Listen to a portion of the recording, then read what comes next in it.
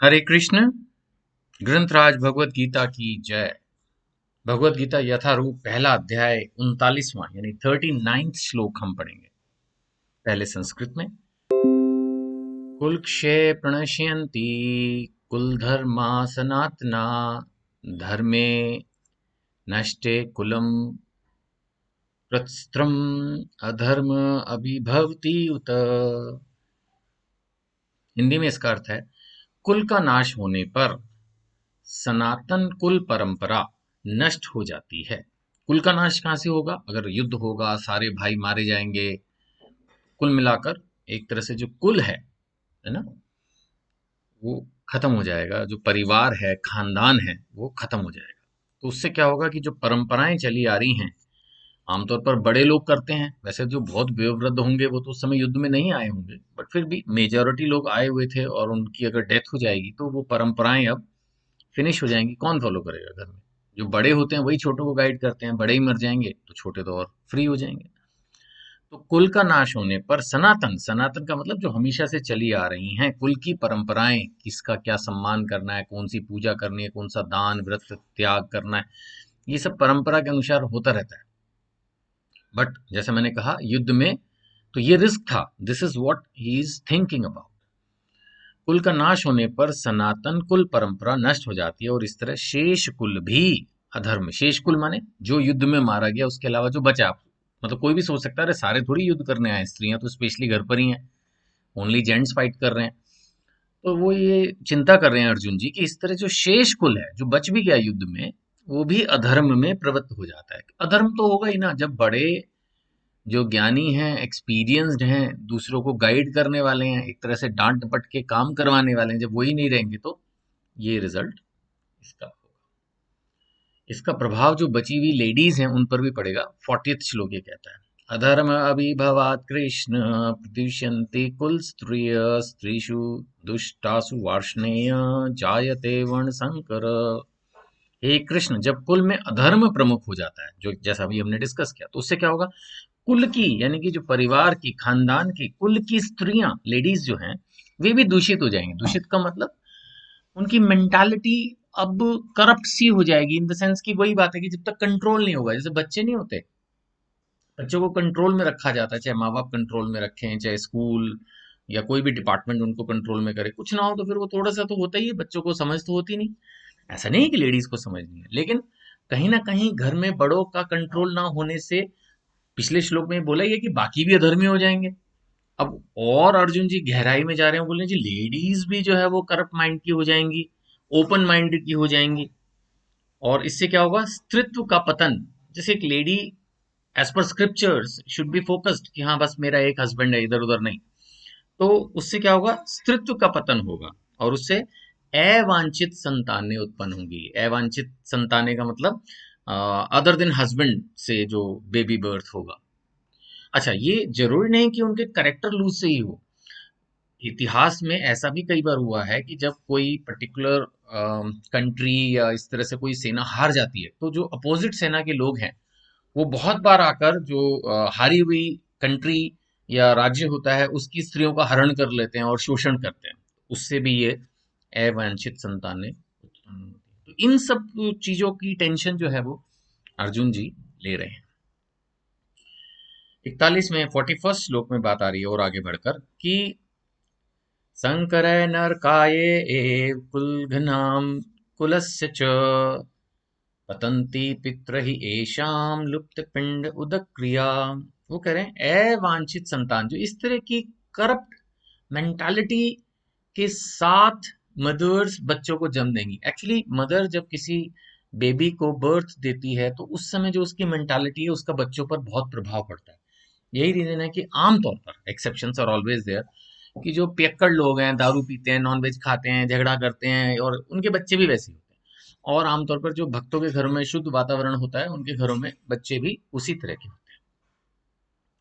तो अवांछित संतानों की वृद्धि से, संतान तो कभी अवांछित हो नहीं सकती, बट जिस रेफरेंस में ये यूज हो रहा है, अवांछित संतानों की वृद्धि से निश्चय ही परिवार के लिए तथा पारिवारिक परंपरा को विनिष्ट करने वालों के लिए नारकीय जीवन उत्पन्न होता है।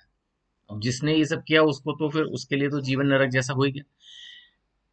ऐसे पतित कुलों के पुरखे पितर लोग गिर जाते हैं। अब यहाँ पर पितरों की चर्चा आ रही है, तो भगवत गीता में भी पितरों की चर्चा है। ये देखिएगा ऊपर, ऐसे नहीं कि हिंदी में ही जो है हमने इसको यूज किया है, ऊपर संस्कृत में भी पतंती पितरो लिखा है ऊपर 41 श्लोका में। तो पितर गिर जाते हैं। पितर कौन है? हमारे एंसेस्टर्स हैं। आत्मा तो मरती नहीं, अभी सेकंड चैप्टर में यही डिस्कशन आएगा डिटेल में। तो मरने के बाद अगर उसको शरीर प्राप्त नहीं हुआ है तो वो अगर ज्यादा ही गलत कराम थे तो भूत योनि में या जो उनसी भी योनियों में जो है वो पितर रहते हैं, और इसीलिए उनको पिंड दान की क्रिया बताई गई है। तो उसी की भी चिंता कर रहे हैं अर्जुन की, जब इस तरह के लोग होंगे शायद वो पूजा वूजा करेंगे नहीं, है ना।